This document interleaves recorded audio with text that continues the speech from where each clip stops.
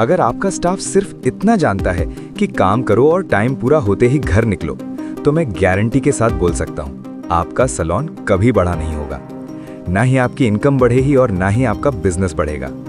ये बात आपको कड़वी लग सकती है, लेकिन ये सच है, क्योंकि स्टाफ सैलून का सबसे बड़ा प्रॉफिट भी होता है और सबसे बड़ा लॉस भी। आज हर 10 में से 9 सैलून की कंडीशन यही है। ओनर सुबह से शाम तक क्लाइंट के फोन उठा रहा है, क्लाइंट हैंडल कर रहा है, रेट एक्सप्लेन कर रहा है, कंप्लेंट सुन रहा है, फॉलोअप भी खुद। और स्टाफ क्या कर रहा है? और गलती से अगर स्टाफ को आप कुछ करने को बोल देते हो, मैम ये मेरा काम नहीं है, सर ये तो रिसेप्शनिस्ट देखेगा, फॉलोअप करने का टाइम नहीं है। अब सवाल ये है कि अगर सारे काम आप खुद ही कर रहे हो, तो आप सैलून ओनर बने हो या मजदूर। एक बात आप अच्छी तरीके से समझ लो, स्टाफ कभी भी ऑटोमेटिकली यानी खुद अपने आप रिस्पॉन्सिबल नहीं बनता, रिस्पॉन्सिबल बनाया जाता है। जब तक आप स्टाफ को सिर्फ काम दोगे, वो सिर्फ काम करेगा, और जब आप स्टाफ को रिस्पॉन्सिबिलिटी दोगे, वो ओनरशिप लेगा। अब ये सब कुछ आप कैसे करोगे और इसके लिए आपको क्या करना होगा, ये जानने से पहले एक बात दिमाग में बैठा लो।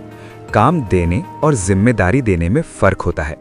काम इज इक्वल टू फेशियल कर दिया, हेयर कट कर दिया, फिनिश। जिम्मेदारी is equal to client satisfied है या नहीं। अब ध्यान से सुनो, ये पॉइंट नोट करने लायक है। हर एक स्टाफ को एक क्लियर रिस्पॉन्सिबिलिटी दो। Staff number 1, client handling.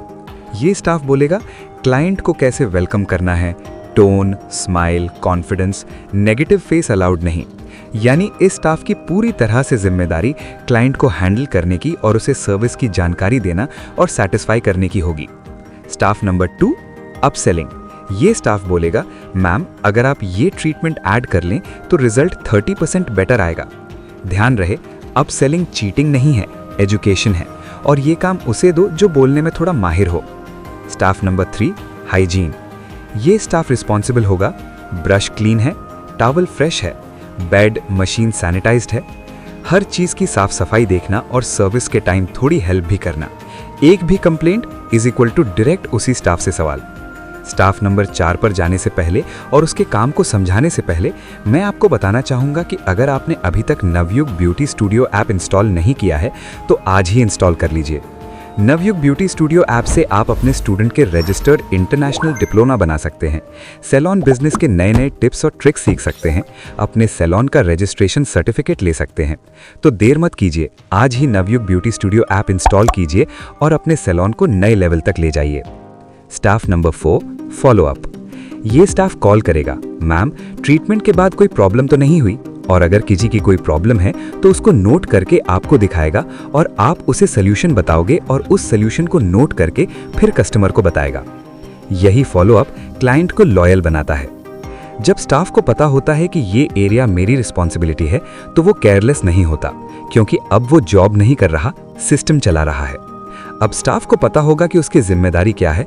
हर एक स्टाफ अपनी जिम्मेदारी निभाएंगे, और अगर किसी की भी जिम्मेदारी में कोई भी कंप्लेंट होती है तो सीधा आप इसी स्टाफ से सवाल करेंगे, ना कि औरों से। मैं आपको अपने एक्सपीरियंस से बताऊं तो सबसे ज़्यादा स्टाफ के गायब होने का एक मेजर रीज़न ये होता है कि गलती किसी और की होती है और आप सुना सबको देते हैं। अब जब आप सबको जिम्मेदारियां बांट देंगे तो आप किसी और की गलती के लिए किसी और को नहीं सुना पाएंगे। अब आपने जो रूल्स रेगुलेशन अपने सैलून में बनाए हैं, इससे क्या रिजल्ट आने वाला है वो ध्यान से सुनिए। 1, ओनर का टेंशन कम। 2, staff confident. 3, client impressed. 4, repeat booking. 5, salon automatic चलने लगता है।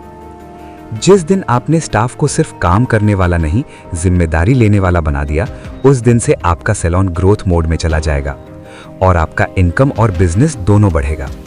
मेरे पास एक ऐसी तरकीब है कि अगर वो तरकीब आपने अपने स्टाफ के ऊपर अप्लाई कर दी तो आपका स्टाफ खुद आपको क्लाइंट्स ला कर देगा और हमेशा ईमानदार रहेगा और कभी आपको छोड़कर नहीं जाएगा। और अगर आप चाहते हैं कि मैं उस तरकीब पर वीडियो बनाऊं तो कमेंट में लिखो तरकीब नंबर 2। अगर इस टॉपिक पर 100 कमेंट आए तो मैं वो वीडियो बना दूंगा जिससे आपका स्टाफ आपको छोड़कर जिंदगी में नहीं जाएगा।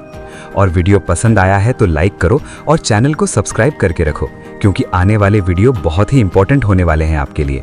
मैं मिलता हूं आपसे बहुत जल्द एक नए वीडियो में एक नए टॉपिक के साथ। तब तक के लिए नमस्कार।